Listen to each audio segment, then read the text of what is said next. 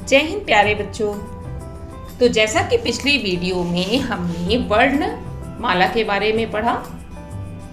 वर्णमाला में दो भेद होते हैं, स्वर और व्यंजन। पिछली वीडियो में हमने स्वर के बारे में जानकारी प्राप्त की। स्वर किसे कहते हैं, स्वर की संख्या कितनी होती है और स्वर का उच्चारण स्वतंत्र रूप से किया जाता है। अ से लेकर अ तक स्वर होते हैं और अंग और अह की जो होती है उसे आयोग व या ध्वनि के रूप में हम उसका प्रयोग करते हैं। तो चलिए आज हम परिचय कराते हैं आपको व्यंजन से। व्यंजन वे वर्ण कहलाते हैं जिनका उच्चारण स्वर की सहायता से किया जाता है और व्यंजन की संख्या होती है 33 अर्थात 33। तो चलिए एक एक करके व्यंजन से आपका परिचय कराते हैं। पहला व्यंजन है क से कबूतर, ख से खरगोश, ग से गमला, घ से घोड़ा और अंगा होता है खाली, इसलिए प्यारे बच्चों मिलकर बजाओ ताली। प्यारे बच्चों आपने देखा इस तरह क से लेकर अंगा तक 5 वर्ण होते हैं जिसे क वर्ग कहा जाता है। इन 5 वर्णों की सहायता से क वर्ग पूरा एक वर्ग का निर्माण होता है। इसी तरह आगे का वर्ण च वर्ग कहलाता है जिसमें च से चरखा, छ से छाता, ज से जहाज, झ से झंडा, ये हमारे देश का झंडा है तिरंगा। और य भी होता है खाली क्योंकि य से भी कोई भी शब्द का निर्माण नहीं होता है, इसे भी हम खाली वर्ण कहते हैं। और इस बात पे भी हम सब मिलके बजा लेंगे ना ताली। इस तरह च वर्ग के बाद बारी आती है ट वर्ग की। ट से टमाटर, टमाटर कैसा होता है, लाल। ठ से ठेला, आप देखते हो बाजार में कोई भी सामान किस पर लोग रख के बेचते हैं, ठेले पर रखकर। ड से डमरू, शंकर जी क्या बजाते हैं, ड से डमरू। ढ से ढक्कन, हमें हर चीज को कैसे रखना चाहिए, ढक्कन लगाकर, नहीं तो उसमें कुछ भी गिर सकता है।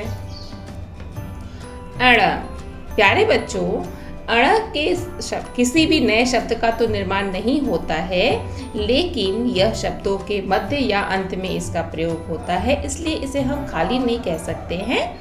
हिरण में जिस प्रकार अण आखिरी में प्रयोग हुआ है तो ड़ का प्रयोग हमेशा वर्णों के मध्य या अंत में होता है, इससे किसी शब्द का प्रारंभ नहीं किया जा सकता। उसके बाद बारी आती है त वर्ग के। त से तबला, थ से थाली, द से दवात। मैंने यहाँ पे इन उदाहरणों का प्रयोग किया है जिसे आप दैनिक जीवन में देखते रहते हैं। ध से धनुष, और इन शब्दों का उच्चारण आप मेरे साथ करते जाइए। न से नल, नल से पानी आता है। प से पतंग, वैसे भी है तो आपका सबसे प्रिय है। फ से फल, हमें प्रतिदिन एक फल अवश्य खाना चाहिए।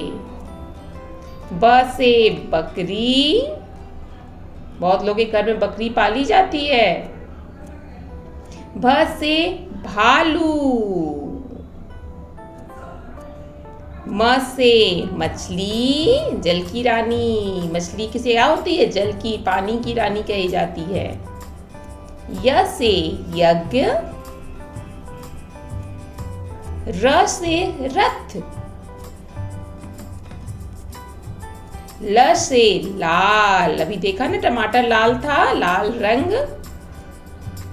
व से वन, वन को हम लोग जंगल भी कहते हैं। श से शलजम, इसे हम तालव्य श भी कहते हैं। इसका उच्चारण हमारे तालु से, जीभ जब हमारे तालु से जाके स्पर्श करता है तो इस श का निर्माण होता है, इसे श कहते हैं। फिर बारी आती है श, मूर्धन्य श, श से शरीफा, और जो सबसे आखिरी में स आता है उसे कहते हैं दंत स से सब्जी।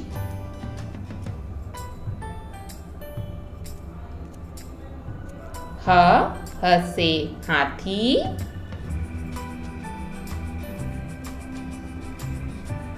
इस प्रकार ह से सभी व्यंजनों का, ह तक हमारे सभी 33 व्यंजन पूरे हो गए।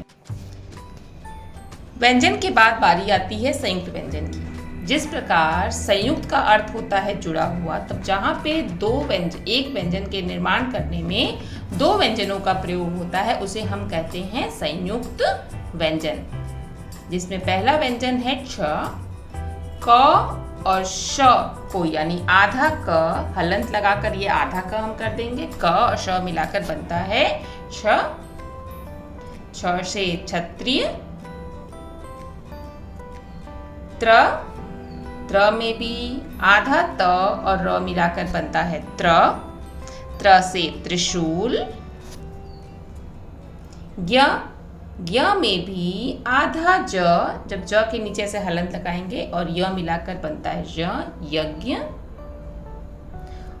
श, इसमें भी आधा श के नीचे से हलंत और र मिलाकर बन गया श से श्रमिक। इस प्रकार आपने देखा कि श, त्र, ज्ञ और श्र 4 आपके संयुक्त व्यंजन हैं। इसके अतिरिक्त वर्णमाला में 2 नए व्यंजनों को जोड़ा गया है, जिसमें ड और ढ। जैसे ड पेड़ और ढ पढ़ना।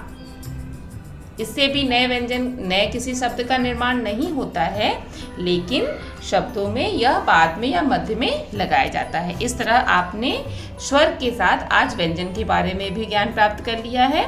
तो अगले वीडियो में मैं कुछ छोटे छोटे शब्दों को लेकर आऊंगी। तब तक धन्यवाद, और आप इन्हीं सभी वर्णों का उच्चारण और अभ्यास करते रहिए। Bye bye.